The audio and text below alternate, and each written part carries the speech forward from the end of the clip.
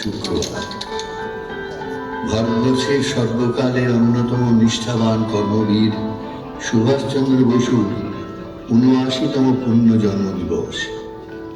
এই বিশেষ দিনেই উত্তর কলকাতার ২১ নম্বর যদুমিত্র লেনের ঠিকানায় মিলিত হন সংস্কৃত মনস্ক সমমনোভাবাপন্ন সেই সময়ের কয়েকজন দিকপাল ব্যক্তিত্ব। সর্বভারতীয় সঙ্গীত ও সংস্কৃত পরিষদ নামে একটি সাংস্কৃতিক প্রাতিষ্ঠানিক সংগঠন প্রতিষ্ঠা করার সিদ্ধান্ত গ্রহণ করা হয় সেই সভায়। সময়ের কাছে এটি শুধু একটি সিদ্ধান্তই নয়, বরং নতুন যুগের বীজ, যা অদূর ভবিষ্যতে ছড়িয়ে দেবে সুরের শিকড়, নৃত্যের ডানা, রঙের উল্লাস আর ভারতীয় সংস্কৃতির মহাসমুদ্র। এরপর যাত্রা শুরু হলো এমন এক ঠিকানায় যার দেওয়ালেও লুকিয়ে আছে ইতিহাসের দীপ্তি। একে যদুনাথ সেন লেন, যে বাড়িতে মাইকেল মধুসূদন দত্ত, কেশবচন্দ্র সেনের মতো মহামানবের সান্নিধ্যে ঈশ্বরচন্দ্র বিদ্যাসাগর আয়োজন করেছিলেন দেশের প্রথম বিধবা বিবাহ। সেই বাড়ি হয়ে উঠল ভারতের নতুন সাংস্কৃতিক বিপ্লবের কেন্দ্রবিন্দু। যেখানে একদিন সমাজের অন্ধকার ভেঙে আলো এসেছিল, সেখান থেকে আবার শুরু হলো সংস্কৃতির পুনরুত্থান। এই প্রতিষ্ঠানের স্বপ্নদ্রষ্টা ছিলেন প্রখ্যাত ধ্রুপদ গায়ক পঙ্কজ সাহা, একজন শিল্পী যিনি বুঝেছিলেন সংস্কৃতি শুধু শেখা যায় না, তা লালন করা লাগে রক্ত মাংসে, স্মৃতিতে, প্রতিদিনের নিঃশ্বাসে।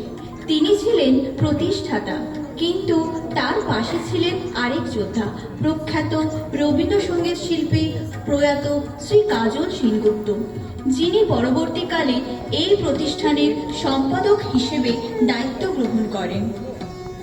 তার অক্লান্ত পরিশ্রম, তার দীর্ঘদর্শিতা, তার একাগ্র স্বপ্নে ছিল সংস্কৃতির মাধ্যমে আর্থিকভাবে স্থিতিশীলতা এবং মর্যাদাপূর্ণ জীবনযাপনের মধ্য দিয়ে তার প্রসার।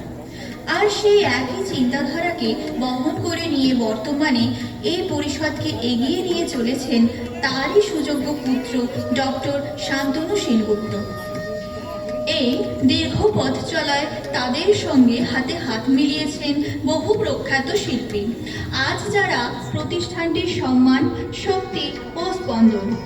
আজ পরিষদের কর্ণধার হিসেবে আছেন বিশ্ববিখ্যাত সেতার বাদক পদ্মশ্রী পণ্ডিত মণিলাল নাগ, এবং সঙ্গে আছেন রেক্টর পদের প্রখ্যাত ভরতনাট্যম নৃত্যগুরু ও প্রাক্তন রেক্টর গোবিন্দন কুট্টির জীবনসঙ্গিনী গুরু ডক্টর থাঙ্কুমণি কুট্টি।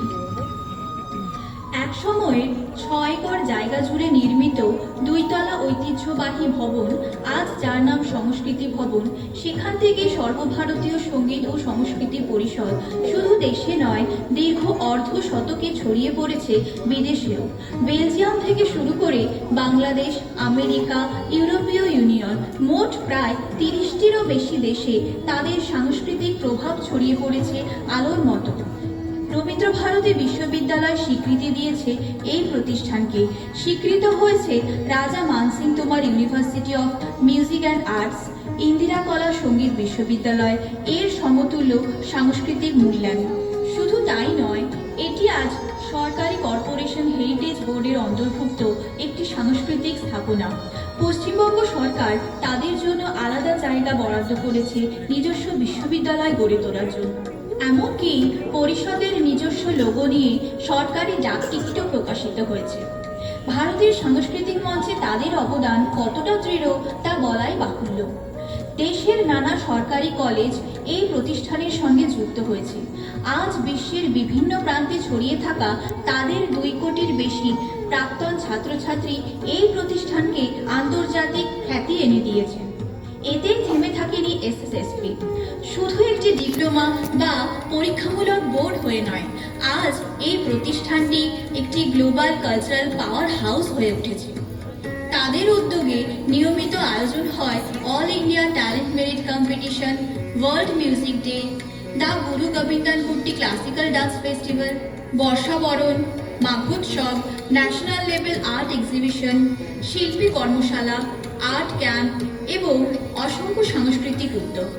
তাদের নিজস্ব মিডিয়া হাউস সংস্কৃতি বিচিত্রা আজ সংস্কৃতি সংরক্ষণে একটি শক্তিশালী মাধ্যম। শান্তিনিকেতনে গড়ে উঠেছে নতুন সাংস্কৃতিক কেন্দ্র। তারা নিজেরাই প্রতিষ্ঠা করতে চলেছেন আর্ট গ্যালারি।